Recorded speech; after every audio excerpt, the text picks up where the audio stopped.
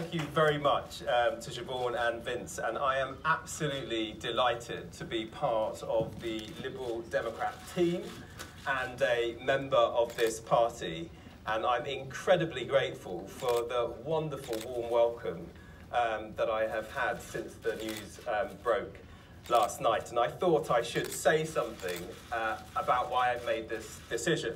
Why have I done this? And I suppose you could say, I mean, I've never been a particularly tribal person, but I think, you know, you could probably tell that through the number of parties I've been a member of this year. But look, my values and my principles come first in all of this. They're the reason I started a political journey in leaving the Labour Party earlier this year.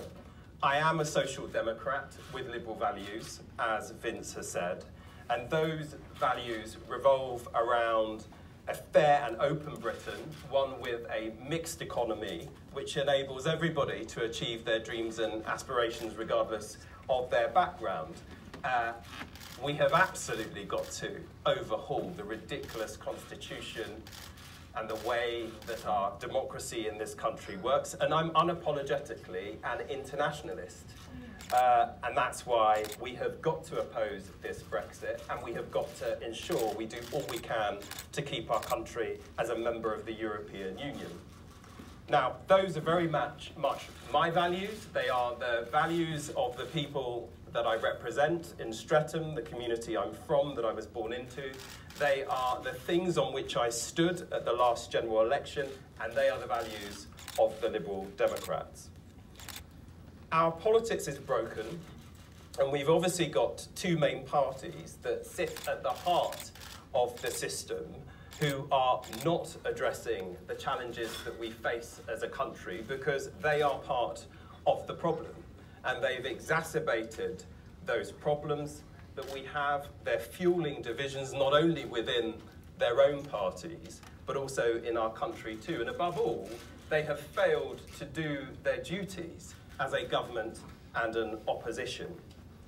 Now, in spite of all the upheaval and the dangerous place that we're in that Vince referred to, I think there is huge cause to be optimistic and hopeful about the future. This is the most exciting time in my lifetime, I think, in many respects, for the progressive, liberal politics that we have in our country. The local and European elections illustrated that millions of voters agree that the two main parties in British politics are broken. The tectonic plates are clearly shifting, and I think the public is now more in favour of upending the two-party system than at any time in my lifetime, including the 80s, and I was a kid then. And I wasn't active in politics then, but including the 80s. And I think this provides a historic opportunity to change the system, to realign British politics, to fix our broken politics, and to, of course, deal with the problems that cause people to vote for Brexit in the first place. So for the sake of all our citizens, we have got to grab that opportunity now, in my view. Now, after leaving the Labour Party, I thought that Britain needed a new party, and I believed that the millions of politically homeless people in our country wanted a new party. I was wrong. You have your ups and downs in politics. Politicians, we're all human, believe it or not, and we have our flaws. I've got plenty, as many in the media tell me about on a daily basis. But I think the important thing is to learn the lessons from any mistakes you make, to listen to what your constituents are saying, to listen to what the electorate are telling you, and to strive to do better. And there are two big lessons for me from the last few months. I think the first is that I massively underestimated the challenge of building a new, fully fledged party like Change UK in the midst of a national political crisis, and attempting to do so at the same time as running a national election campaign like the European elections. And Vince, who'd always pointed this out to me, is one of those "I told you so" moments. He was right to point out the importance of having an existing party infrastructure with long-standing relationships with hundreds of thousands of voters. And obviously that was a massive factor in the success of this party, not just in the local elections, but the European elections too. I think the second lesson is this. There is no doubt that under our first-past-the-post electoral system, which, by the way, needs to be dumped and replaced with a system of proportional representation, in my view.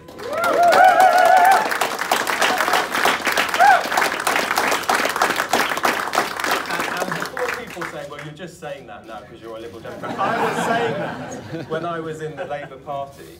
But we're saddled with this unfair, undemocratic system, and it's clear in that system that's used for Westminster elections that there is only space for one main progressive Liberal centre ground offer, and that is clearly the Liberal Democrats, in my view. So what more was stopping me from joining, accounting for the last two things I've just mentioned?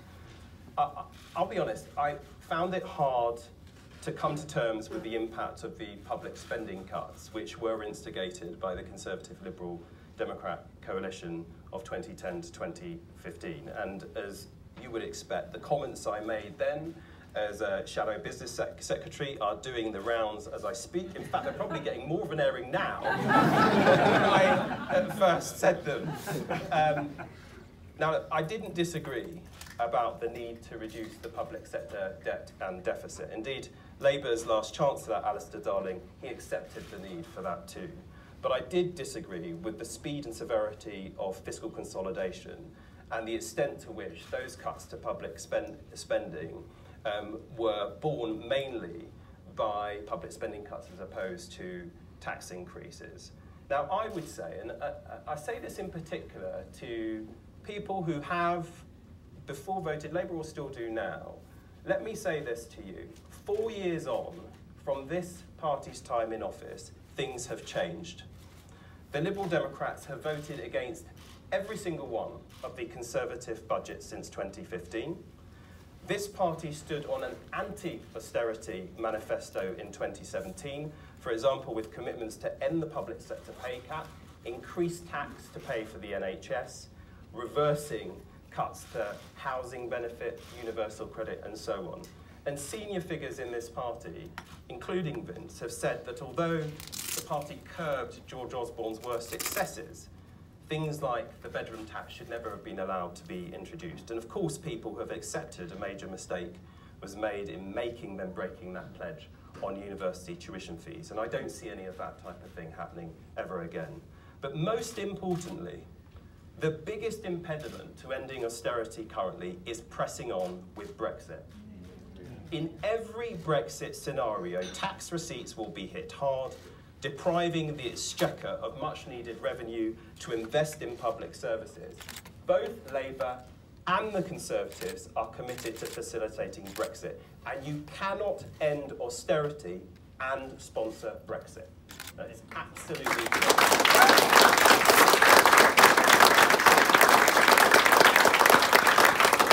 And I am proud to be a member of a party that was committed to a people's vote and remaining in the European Union right from the start.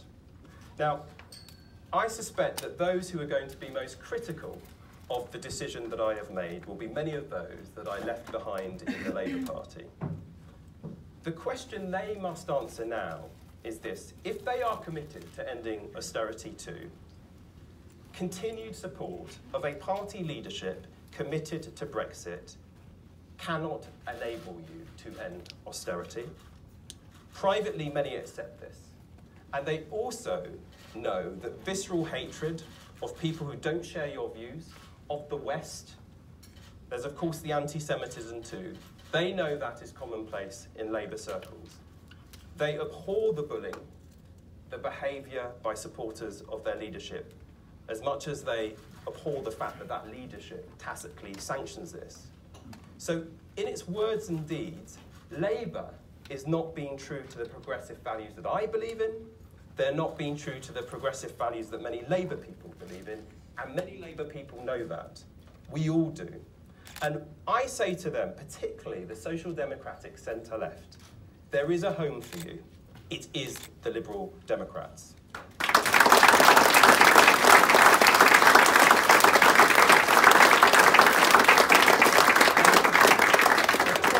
Finish by saying this. Ensuring that progressive liberal values prevail in this country is not something that can be done by any one force, any one organisation. But I am convinced that the Liberal Democrats, as the spearhead of a broader progressive movement in civil society, offers the best chance to improve the lives of those I represent, as well as countless other citizens across our country. So I say the time has come to put past differences behind us and in the national interest, do what is right for the country, which is why I've made this decision. Thank you very much for listening.